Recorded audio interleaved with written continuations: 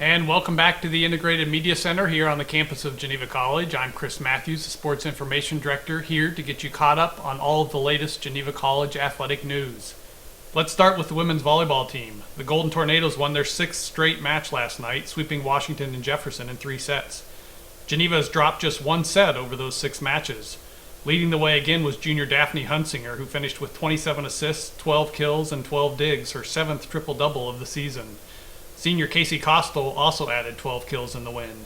In addition, freshman Hope Shook was coming off a week where she was named the PAC Women's Volleyball Rookie of the Week, while Hunsinger received the NCCAA Women's Volleyball Division II Player of the Week award, the 4th time this season she has received that award. The Golden Tornadoes will celebrate their 3 seniors, Costel, Millicent Doffelmeyer, and Grace McCracken, before their final regular season home match on Thursday night at 7 p.m. against St. Vincent. Geneva will finish the regular season with a road match at Westminster on Saturday.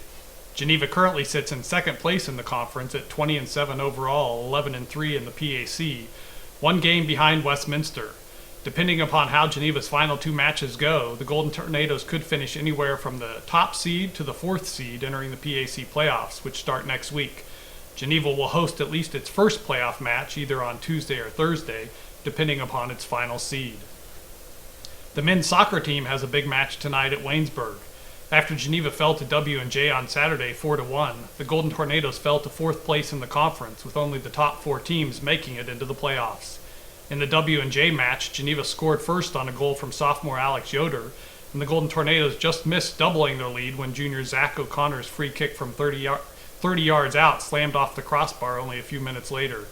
Unfortunately, Geneva fell apart over the final 14 minutes of the first half, which is when W&J scored all 4 of its goals, and the Golden Tornadoes could never recover.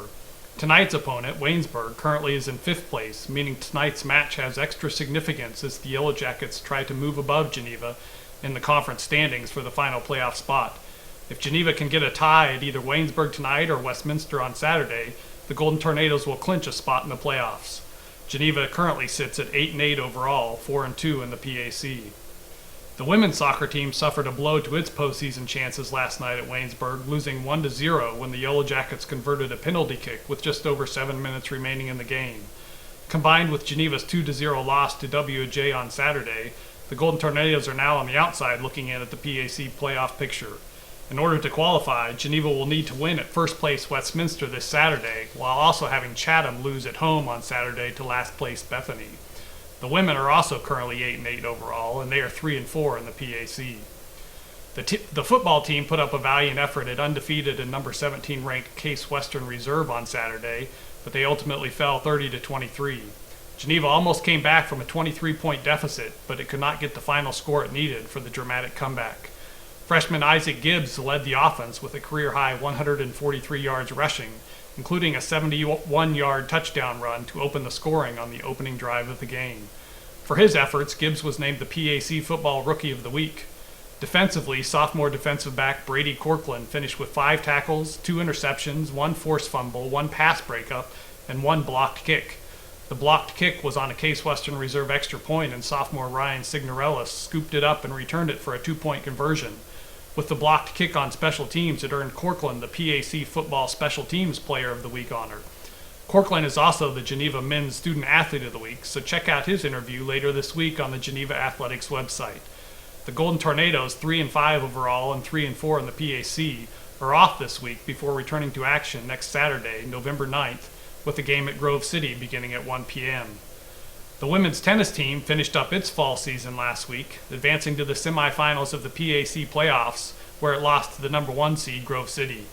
After the tournament, senior Jana Newberry was named to the PAC Playoff All-Tournament team. As a result, Newberry was named the Geneva Women's Student Athlete of the Week, so check out her interview on the Geneva Athletics website later this week. In addition, on Tuesday, the PAC announced its postseason awards for the recently completed women's tennis season, and senior Rachel Letterman was named as a first-team All-PAC selection, her 2nd straight season receiving first-team honors. Also, Letterman and junior Felicity Orndorff were named as second-team All-PAC selections for their work together in doubles competition. Lastly, the men's and women's cross-country teams are off this past week as they prepare for the PAC championships this Saturday at Westminster. The men will race first beginning at 11 a.m., while the women will follow at 12 p.m. The women in particular have had a very strong season, and they will be looking for their first PAC championship on Saturday when they attempt to knock off two-time defending PAC champion Waynesburg.